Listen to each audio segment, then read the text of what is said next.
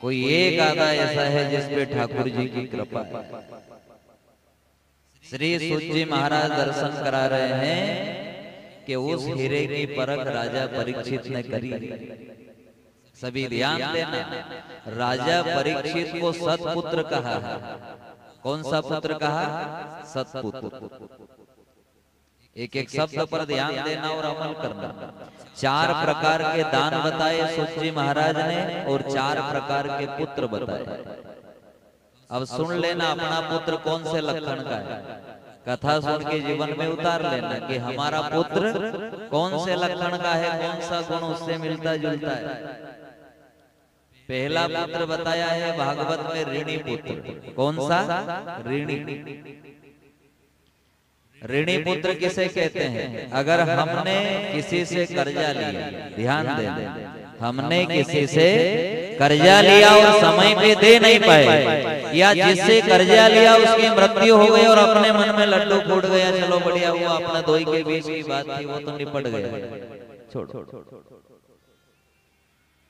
किसी से कर्जा लिया और उसकी मृत्यु हो जाए और आप खुश हो गए, चलो बढ़िया हुआ, लेकिन ध्यान देना परमात्मा तो सब जानता है, वो ठाकुर सब जानता है। कहते हैं वही आपके कुल में जन्म लेगा, आपके घर में जन्म लेगा।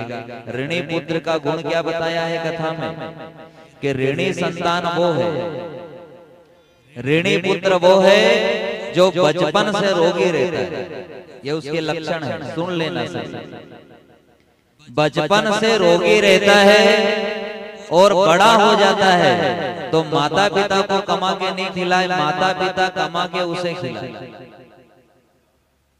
माता पिता को कमा के वो नहीं खिलाए, माता पिता कमा के उसका पेट भरे और भरी जवानी में माता पिता के सामने ही मर जाए, उसे कहते हैं ऋणी पुत्र अपना ऋण चुकता करके चला गया, भरी जवानी में चला। ये ऋणी पुत्र है। दूसरा पुत्र बताया भागवत कथा में उदासीन। कौन सा? उदासीन। अब ये उदासीन की निशानी क्या है? तो कहा उदासीन की निशानी ये है जो बचपन से सीधा साधा रहता है। इतना सीधा कि जहाँ बिठाओ वहां बैठ जाए, जो ओढ़ाओ वो ओढ़ ले, जो खिलाओ वो खा ले, जहाँ बिठाओ वहां बैठ जाए, बिल्कुल ठंडे बैठा। माता पिता दादा दादी सब फिक्र करे क्या कि इसका क्या होगा, इतना भोला। परिवार वालों ने नाम रख दिया भोला भोला भोला भोला। क्या नाम रख दिया उसका? भोला।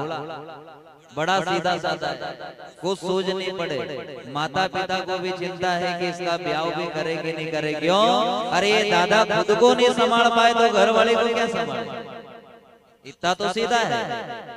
अब जिसके इतनी फिक्र करे दादा दादी माता पिता, उस उदासीन पुत्र का गुण भागवत में क्या बताया है कि बचपन से ही सीधा साधा है, भोला भाला है, और जैसे ही विवाह हुआ कि 5 बर्तन लेके अलग हो गए।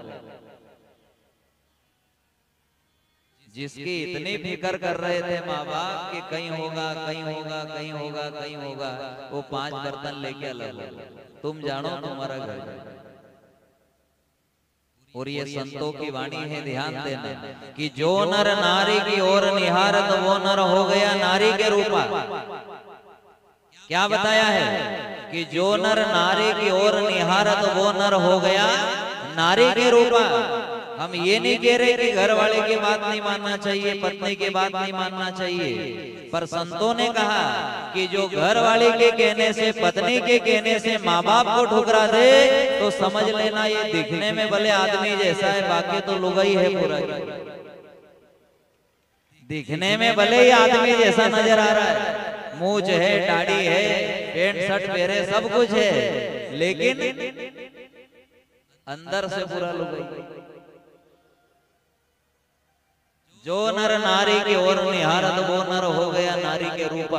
वो दिखने में भले आदमी है लेकिन कौन है? वो नारी का रूप है। जैसे माताएं बहनें, हम बुरा मत मानना, पुराने लोग कह गए हैं कि महिलाओं की अक्ल कहाँ रहे? कहाँ रहे अक्ल? चोटी में। तो महिलाओं की अक्ल तो चोटी में रहे तो अपनी अक्ल बता ही देगी, दो ही जना अलग रंगा। लेकिन आदमी भी अगर कह दे कि नहीं अलग रंगा तो समझ लेना इसकी अक्ल भी चोटी में है और ये भी पूरा लुगाई के लुगाई है। जहां अक्ल थी वहां उसने बता दी।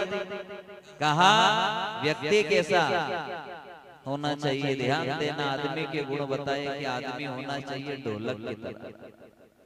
माँ भी कहे तो हो और घर वाली भी कहे तो हो, दोनों के बीच में बजा करे, उसका ही घर सुखी है।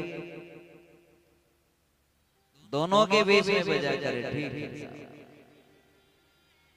श्री सूत जी महाराज दर्शन करा रहे हैं 4 प्रकार के पुत्र और 4 प्रकार का दान। पहला पुत्र कौन सा है? ऋणी। दूसरा है उदासीन, जो अभी आपने सुना। और तीसरा बताया है पापी, जो हम पाप करते हैं और सोचते हैं कि पाप करके मैं बच गया, लेकिन ऐसा हो नहीं सकता। सब पाप इकट्ठे होकर हमारे घर में पुत्र रूप में जन्म लेते हैं और कहते हैं कि वो पुत्र ऐसा होता है जो माता पिता को दिन में 5 बार नहीं रुलाए तो रोटी नहीं भाई दो ही जना।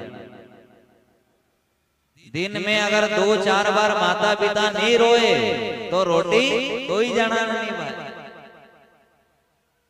और सुन लेना है जितने भी बैठे हैं आप सबसे यही निवेदन है कि ये काया बार बार मिलने वाली नहीं है। भगवान आपको खूब धन संपत्ति दे, पर ध्यान ये देना कि अगर बेटे बहु अच्छे हैं, देख लिया कि बेटे के गुण अच्छे हैं, कि धन को सत्कर्म में लगाए तो ही अपनी धन संपत्ति उनको दो, वरना कहीं गौ सेवा में, कहीं सत्कर्म में दान करके 2 ही जना हरिद्वार निकल जाओ तो कल्याण। वरना उसी धन से अगर लोगों को दुख दिया है, उसी धन से अगर दिन दुखी को दुख दिया है, तो तुम तो नरक में पक्के जाओ।